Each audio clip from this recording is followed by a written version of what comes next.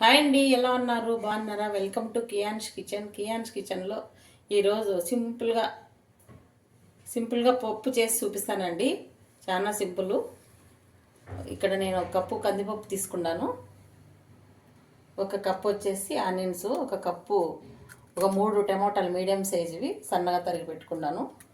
కొద్దిగా పసుపు, ఒక స్పూను, ఒక కారం అండి అంటాం కదా అది, కావలసినంత సాల్టు, కావలసినంత కొంచెం ధనియాల పొడి అండి, జీలకర్ర స్పూను, ఒక 4-5 పచ్చిమిర్చి, కొద్దిగా వెల్లుల్లి, కొత్తిమీర, కొద్దిగా చింతపండు. ఇప్పుడు మనం ఈ కందిపప్పు వేయించుకుందామండి. వాండి పెట్టుకొని ఈ కందిపప్పు దూరగా వేయించుకొని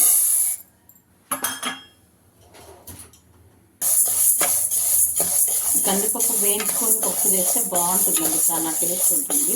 ఒకసారి ట్రై చేయండి, మీకు చాలా బాగుంటుంది. ఎప్పుడు రోజు ఒకే పప్పు తిని బోరు కొడుతుంది కదా, ఇలా ఒకసారి ట్రై చేసుకోండి, చాలా బాగుంటుంది. ఇంత మాత్రం వేయించుకుంటే చాలండి. ఇప్పుడు మనం కుక్కర్లోకి వేసుకొని 2 సార్లు బాగా నీట్గా కడిగి పెట్టుకోవాలండి. కందిపప్పు కడుక్కుందాం. ఇప్పుడు కుక్కర్లోకి వేసుకొని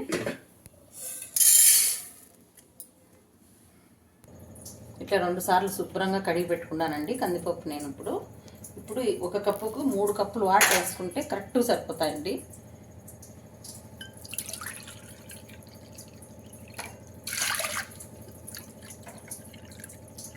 మూడు కప్పులు వాటర్ వేసుకున్నాను.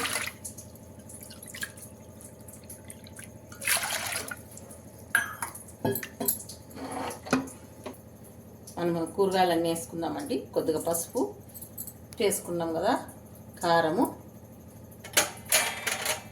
ఒక స్పూన్ జీలకర్ర, రుచికి తగినంత సాల్టు, ఆనియన్స్ అండి మీడియం సైజు ఒకటి వేసినాను, కొంచెం పెద్దదే, ఒక మీడియం సైజు టమాటాలు 3,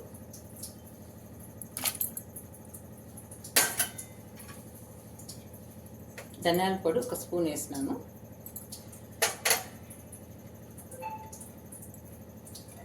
మనం కారం వేసుకున్నాం కదా, ఒక 2-3 పచ్చిమిర్చి వేస్తున్నా. టమోటా వేసిన దానివల్ల కొంచెం చింతపండు తగ్గించినానండి. మీకు ఎంత పులుపు కావాలంటే వేసుకోండి, నేనైతే నాకు సరిపోతుంది ఇది.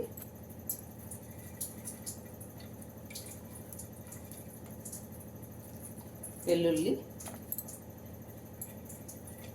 కొద్దిగా కొత్తిమీర,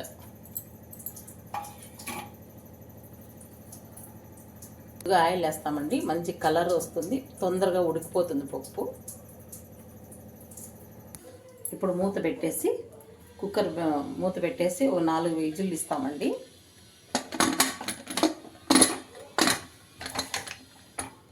కుక్కర్ మూత తీస్తాము. పప్పు అయితే ఉడికిపోయిందండి బాగా. మనం ఇప్పుడు వెనుపుకుందాము. పప్పు గిత్తైనా ఇలాంటిదైనా వెనుపుకోవచ్చు. కొంచెం పప్పు కనపడుతుంటేనే అప్పుడే టేస్ట్ అండి. మనకు నున్నగా ఎనిపేసినా కానీ టేస్ట్ రాదు ఇలాంటి పప్పు.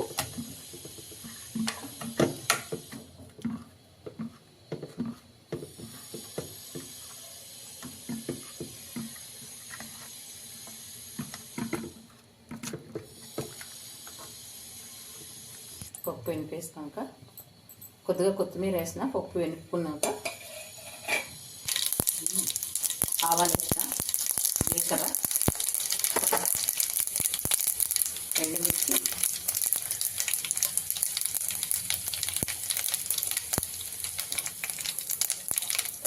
ఆనియన్స్, పచ్చిమిర్చి, వెల్లుల్లి, కరివేపాకు,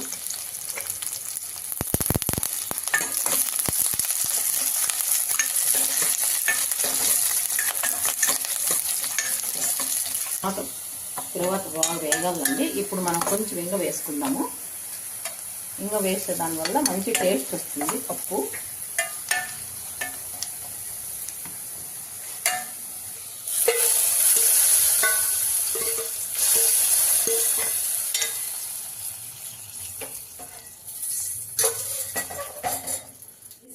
పప్పు ఇలా ఒకసారి ట్రై చేయండి, చాలా బాగుంటుందండి రైస్ లేక్. ఇది మీకు నచ్చితే లైక్ చేయండి, షేర్ చేయండి, సబ్స్క్రైబ్ చేసుకోండి. ఓకే, బాయ్ అండి. వేడి వేడి అన్నంలోకి మనం ఇలా పప్పు చేసుకొని తింటే చాలా బాగుంటుందండి.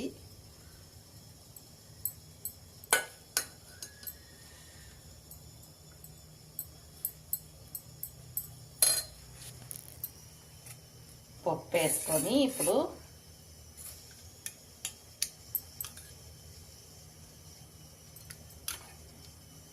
ఎంతో టేస్టీ పప్పు, దానిపైన నెయ్యి వేసుకుందామండి.